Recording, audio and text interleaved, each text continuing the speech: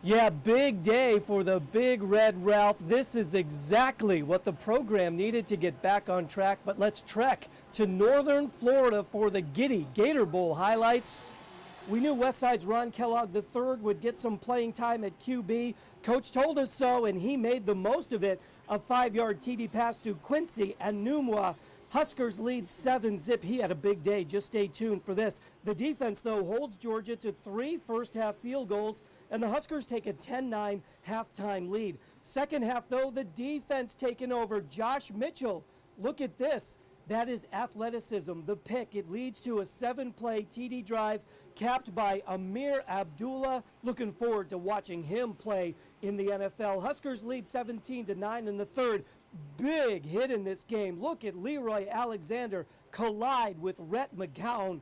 That is a big ouch. No penalty, though. It's ruled a clean hit. No ejection, but Alexander did not return to the game because he got hurt on the play. But this play hurts Georgia.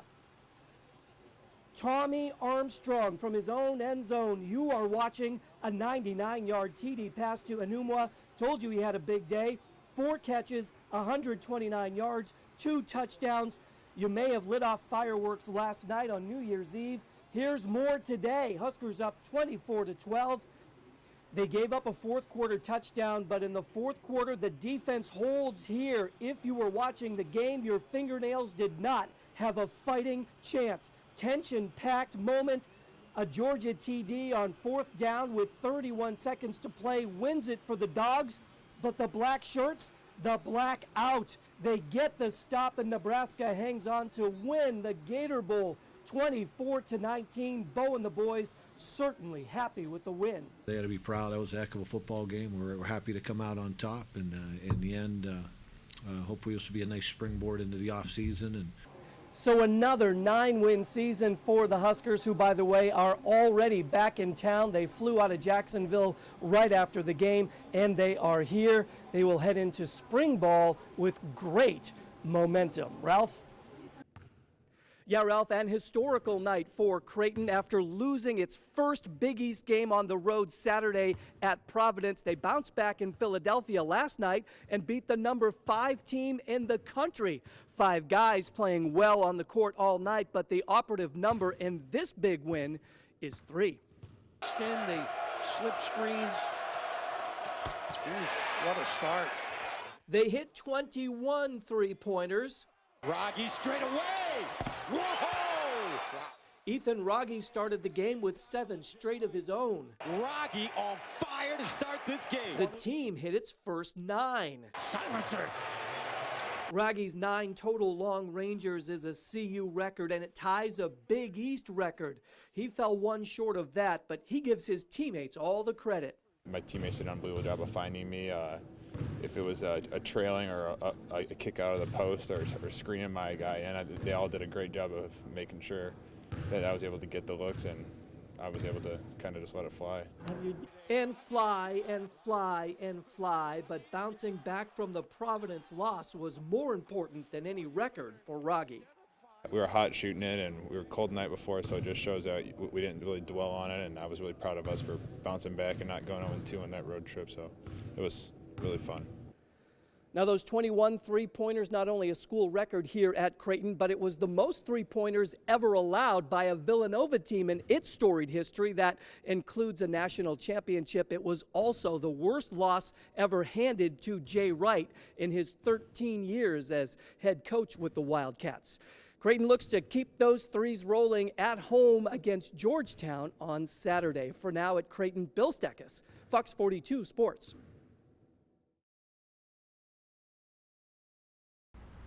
A busy day for all 3 teams. Media interviews, a practice, final touches on game planning. So I'm just going to say it. All 3 teams looking to make a deep run deep in the heart of Texas. San Antonio, home of the Alamo, one of our country's greatest battles. Each of you. 2 movies, including the 2004 epic depicted the history. We'll lick 'em like fine salt. And fittingly, it's that kind of fight all 3 teams look to take into Friday's games.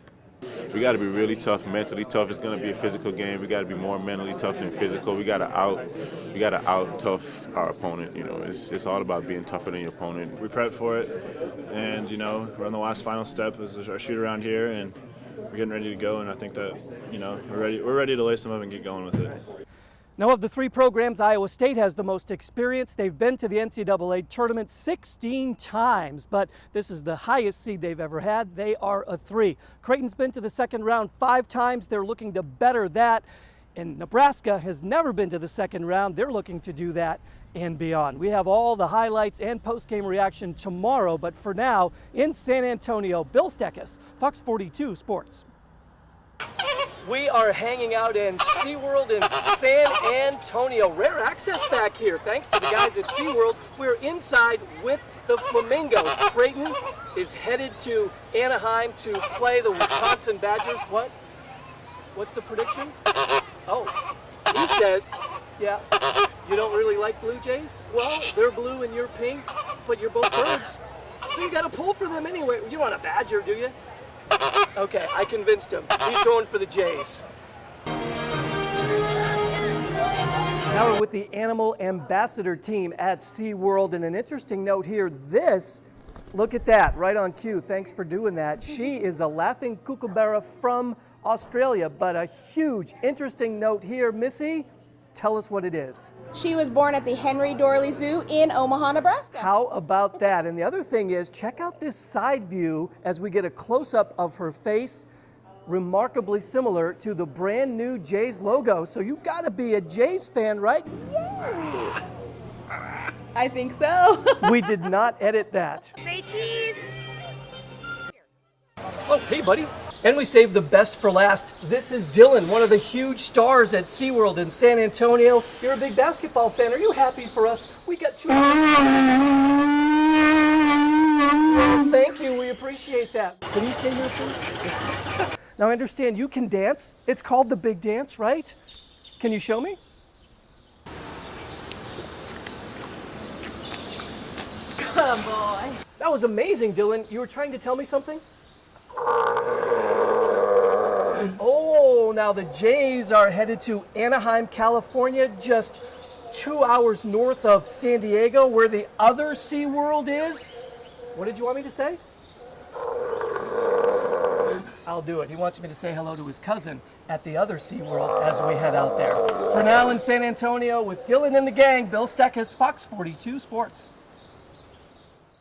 Yeah, Ralph, an historical night for Creighton after losing its first Big East game on the road Saturday at Providence. They bounced back in Philadelphia last night and beat the number 5 team in the country. 5 guys playing well on the court all night, but the operative number in this big win is 3. Extend the slip screens. Jeez, what a start. They hit 21 three-pointers. Rogge straight away. Whoa! Ethan Rogge started the game with 7 straight of his own. Rogge on fire to start this game. The team hit its first 9. Silencer. Rogge's 9 total long rangers is a CU record, and it ties a Big East record. He fell 1 short of that, but he gives his teammates all the credit. My teammates did an unbelievable job of finding me. If it was a trailing or a kick out of the post or screening my guy in, they all did a great job of making sure that I was able to get the looks, and I was able to kind of just let it fly. And fly and fly and fly, but bouncing back from the Providence loss was more important than any record for Rogge. We were hot shooting it, and we were cold the night before, so it just shows that we didn't really dwell on it, and I was really proud of us for bouncing back and not going 0-2 on that road trip, so it was really fun. Now those 21 three-pointers, not only a school record here at Creighton, but it was the most three-pointers ever allowed by a Villanova team in its storied history. That includes a national championship. It was also the worst loss ever handed to Jay Wright in his 13 years as head coach with the Wildcats. Creighton looks to keep those threes rolling at home against Georgetown on Saturday. For now at Creighton, Bill Steckes, Fox 42 Sports. It's called the Hit the Books campaign. Thousands of kids in the metro are taking the challenge. If they read enough books, they not only get a chance to take the day off from school, but they also get to spend the day at the ballpark. I read 21 books. I read 26 books. I read about 20 books. I read 30 books. They say it was worth it. Woo! One out! Yeah, it was really worth it. Now I get to see a good game.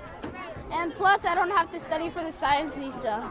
I read a lot every night. I read about like half an hour every night before I went to bed. Like if you get lucky, you might get a pop fly or something like that. This one almost came close enough. The program is designed for the students to catch on to reading. So you could say reading is the base for learning all subjects. Absolutely. Without reading, we are not proficient in science, math, writing. It makes the difference. You can hit a home run with reading every time. And the kids get energy out after the reading. It's a really good game too, so it's really fun to read all those minutes and achieve this for what we can get here. Pretty good track record here. 50 schools in the metro are taking part in the program with 18,000 kids. 15,000 of them stepped up to the plate and beat the challenge. They earned a ticket to the game. At Warner Park, Bill Steckis, Fox 42 News. Yeah, Bo and the boys with the final practice on campus today as they get ready for the Bulldogs on New Year's Day. It's a game that Coach Pelini's looking forward to, but knows it's not going to be easy. Well, they haven't. I wish they would have changed what I watched on film the last few days, but they haven't. They're a good football team, and they're a well-coached team. They have good talent. I think it'll be a heck of a football game. It's a game that will see a healthy Husker group for a change. Our health is getting back together. Right now, pretty much everybody's been practicing with the exception of Taylor, and he's out for the game. So enter Tommy Armstrong, who will take the reins of the offense, knowing the team can mold the game plan to his strengths. Going into the bowl game, I think we have a chance to maybe be a little more multiple and, like you say, shape it a little bit more towards what Tommy does, and also what Ronnie can do well. So he says the bowl practices will go a long way in seeing what direction the offense will take next year. For now, a healthy team gets even healthier with a month off from a game day. There were times going into a couple of those games we weren't sure until after pregame warm-ups who was going to be available. So obviously we're in better shape than that, and that 2 weeks off really helped us.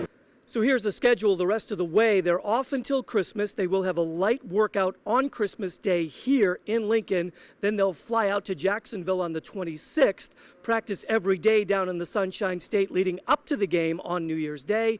And after the game, they'll fly back out New Year's night. In Lincoln, Bill Steckis, Fox 42 Sports. Yeah, Ralph, good times for the Bunnies. They come into this tournament with a 2 seed next to their name. That's the highest seed they've ever held in the history of the girls program over at Benson. They get off to a slow start, but they're in it for the long haul, and the long three kicks Benson into gear. That's Kylie Askew with 3 of her 6 points, but the big number after that for a while was 1 and 1. Tashiana Coffey Nelson with the lay-in and the foul. Then it's Kiana Ibis with the same and 1. They hit those free throws too, and they were suddenly up by 13. I got to tell you, it was pretty relaxing after that as well. Kiana Ibis with 2 more of her 19 points on the night. That led all scorers. And Ralph, a quiz for you. Name that tune.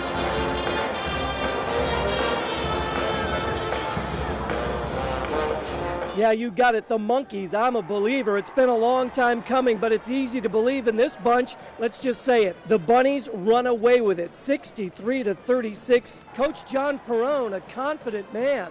We were awesome, and that's what we talked about. Like all the young defenses and stuff we're seeing, we really wanted to be on point defensive, and I think our kids did that. It's great because, I don't know, I think once maybe that we went past the first round in state, so this really means a lot to us, and we're going to try to win it all. They are on their way to doing just that. If they accomplish the goal, it will be the first state basketball championship for the Benson girls in the history of the program.